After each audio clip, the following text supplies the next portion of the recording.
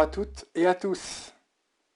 Cette vidéo a pour objectif de vous présenter les différentes étapes à suivre pour réussir à rédiger un développement construit en histoire-géographie. Nous procéderons dans cette vidéo par étapes. Nous commencerons par la prise en main du sujet, la recherche et l'élaboration d'un plan de réflexion avec des idées pour enfin terminer sur la rédaction et la relecture. Passons maintenant à la première étape à respecter dans cet exercice, la compréhension du sujet. Pour comprendre le sujet donné et savoir la direction à suivre dans notre rédaction, il faut analyser chaque mot du sujet sur une feuille de brouillon. Ici, nous travaillerons autour du sujet suivant. Décrivez les inégalités du territoire français métropolitain et expliquer comment les aménagements permettent de les réduire. Ainsi, on identifie bien les deux verbes qui indiquent la démarche à suivre dans notre réflexion. On attend de nous de décrire et d'expliquer.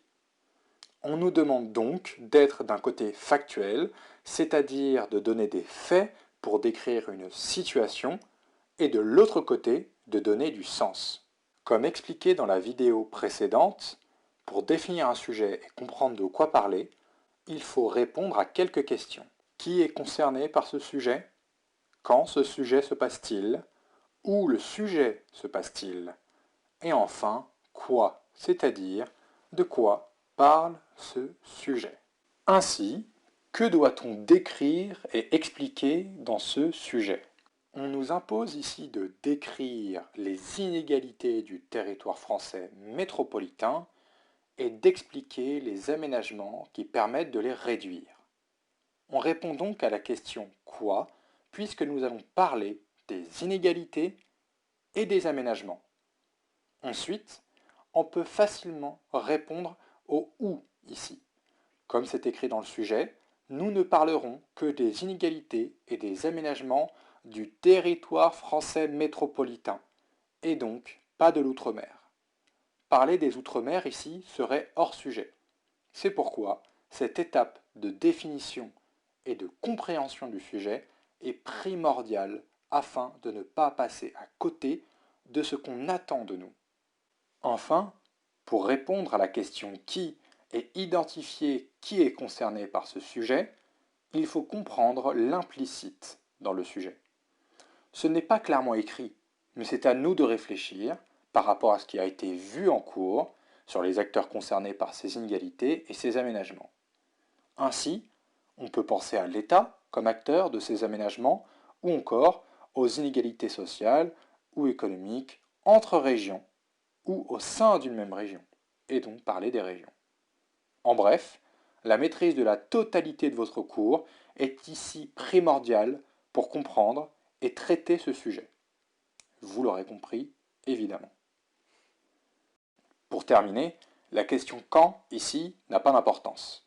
L'étape 1 est alors terminée. L'étape 2 consiste à écrire tout ce que vous évoque ce sujet sur un brouillon. L'intérêt est double. Cela permet d'évacuer la pression et de voir tout ce que vous savez sur le sujet. Nous ferons le tri par la suite. Pour notre exemple, et puisque nous devons parler des inégalités sur le territoire français métropolitain et des aménagements permettant de les réduire, je vais noter tout ce qui me vient par la tête sur ces deux sujets en m'aidant de mon cours. Zone de revitalisation rurale, les inégalités sociales, l'inégale connexion à la mondialisation en évoquant l'inégal accès aux voies de communication, l'État comme acteur, ou encore le projet du Grand Paris Express. Passons maintenant à l'étape 3. Les idées notées sur mon brouillon. Maintenant qu'on a des idées à possiblement développer dans notre sujet, on doit réfléchir à un plan de réflexion et à une problématique à laquelle ce plan de réflexion devra répondre. Comme précisé dans la vidéo précédente, il y aura entre 2 ou 3 grandes réflexions pour 2 ou 3 paragraphes de développement. Ainsi, et en fonction de votre problématique, il nous faut regrouper les idées précédemment écrites dans ces grandes réflexions. Pour cela, je vous propose plusieurs solutions. Soit vous faites un tableau avec 2 ou 3 colonnes pour le nombre de parties, soit vous faites une carte mentale avec autant de branches qu'il y a de parties, soit vous surlignez les idées du brouillon en respectant un code couleur par partie. Ainsi, classer les idées selon les parties qu'on souhaite développer nous permettra de faire du tri dans les idées notées dans l'étape 2 et de ne pas tout aborder. Ici, les 2 parties à mettre en place paraissent assez simples.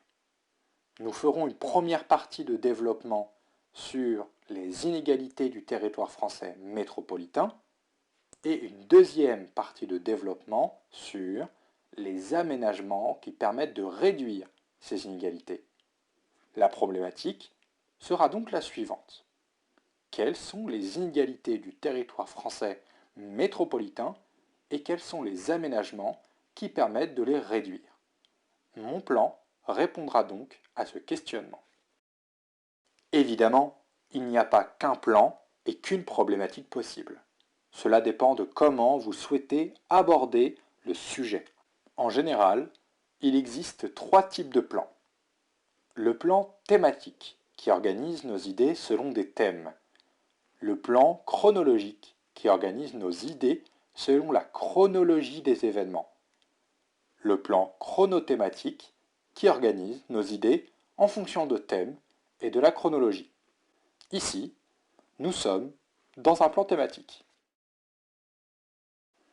Les idées organisées, nous pouvons à présent passer à la rédaction du développement en respectant la méthode de rédaction d'un développement construit vue dans la vidéo précédente. On pourrait rajouter une étape avant celle-ci.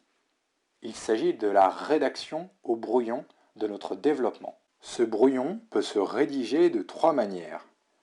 Rédiger l'ensemble du développement, rédiger seulement quelques idées sous forme de tirets, ou enfin réaliser une carte mentale pour organiser notre réflexion et nos idées. Certains ont besoin de cette étape, d'autres non. Cela dépend vraiment de vous, même si nous enseignants auront tendance à vous encourager à rédiger d'abord un brouillon afin de vous aider dans l'organisation de vos idées. Le développement construit rédigé, il vous reste une dernière étape, la relecture.